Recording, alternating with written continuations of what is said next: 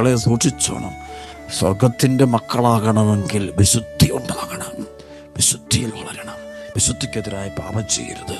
അതാര് നിർബന്ധിച്ചാലും പരിയപരോത്തി പുണ്യവതിയെ വിശുദ്ധിക്കെതിരായിട്ടുള്ള പാപം ചെയ്യിക്കാൻ ശത്രു വരുമ്പോൾ അവൾ അതിൻ്റെ മുമ്പിൽ നമുക്കറിയാം, അവൻ കടാര കൊണ്ട് അവളെ കുത്തി കൊല്ലുമ്പോഴും അവൾ വിശുദ്ധി എന്ന പുണ്യത്തിന് വേണ്ടിയാണ് അവൾ ആ മരണം തയ്യാറാകുന്നത്. അതൊക്കെ ആത്മീയത. അല്ലാതെ രണ്ടു വള്ളത്തെ കാല് വെച്ചുകൊണ്ടുള്ള ഹല്ലേലൂയ വിളിയോ യേശുവേ സ്തോത്രമൊന്നും വലിയ അർത്ഥമൊന്നുമില്ല.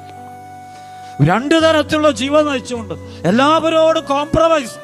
പാപത്തെ കാണുമ്പോൾ വീട്ടിൽ കയറ്റി ഇരുത്തുകയാ, നാട്ടിൽ കൊണ്ടുപോവുകയാ, പോകുന്ന വഴിയെല്ലാം കൊണ്ടുപോവുകയാ. അങ്ങനെ പോകുന്നവന്റെ ഈ കള്ള ക്രിസ്ത്യാനി ആകരുത്.